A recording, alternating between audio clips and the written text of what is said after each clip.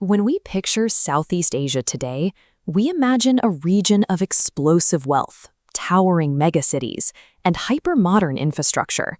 That image of a unified economic powerhouse is exactly what the Association of Southeast Asian Nations, or ASEAN, set out to build. Founded in 1967, its mandate was simple: one vision, one identity, one community. And on paper, that vision became a reality.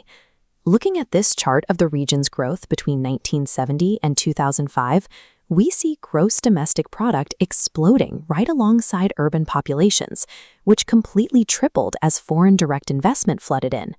This rapid expansion followed what economists call the flying geese model, where one rapidly developing country leads the way, pulling its neighbors up into the global supply chain.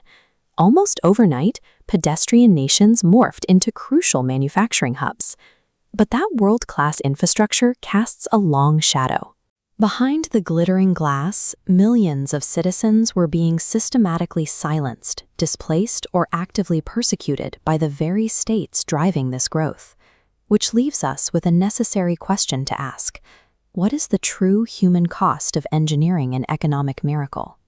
Long before the skyscraper boom, Southeast Asia's earliest modern disruptions were driven by foreign proxy wars rather than domestic economic policy. During the 1960s and 70s, the United States waged a covert secret war in Laos. The CIA actively trained and led an estimated 30,000 to 40,000 indigenous Hmong people to fight communist forces in the region. When the geopolitical conflict ended, the foreign powers simply packed up and moved on. The Hmong were completely abandoned. Left behind, they faced violent retaliation, concentration camps, and mass displacement. The Hmong's experience serves as a stark reminder that in the drive for regional security and global alignment, marginalized communities are often the first to be discarded when their presence no longer serves the state's broader objectives. By the late 1980s, while neighboring countries were beginning to reap the massive financial benefits of global integration, citizens in Myanmar were suffocating under military rule. On August 8, 1988, that frustration boiled over.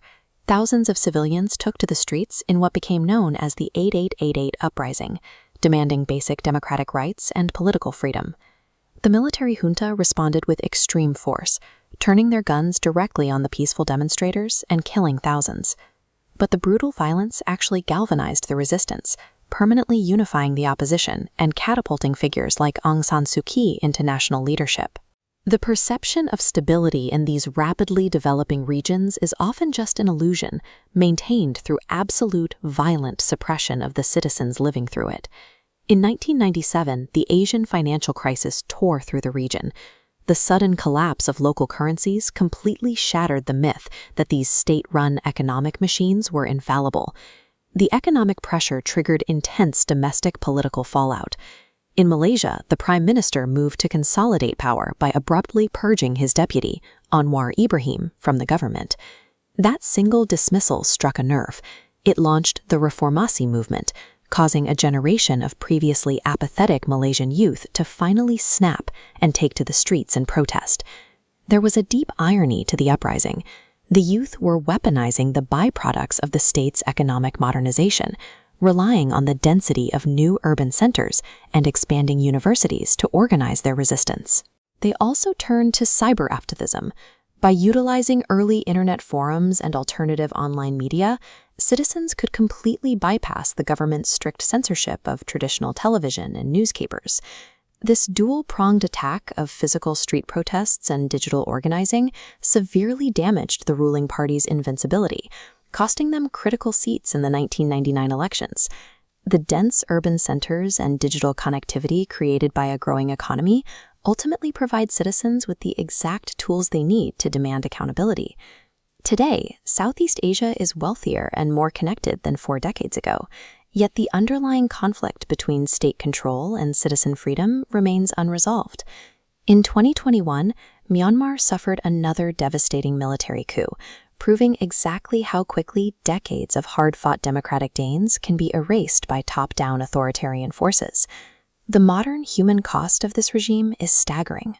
They've jailed over 22,000 political prisoners and continue to launch relentless airstrikes against civilian populations.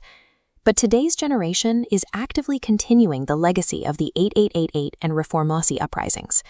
They are returning to the streets, refusing to be intimidated by authoritarian violence. Beyond the soaring GDP or the formal treaties of ASEAN, the region's trajectory is defined by its people's persistence. Their ongoing struggle asserts that a modern economy is no substitute for fundamental human rights.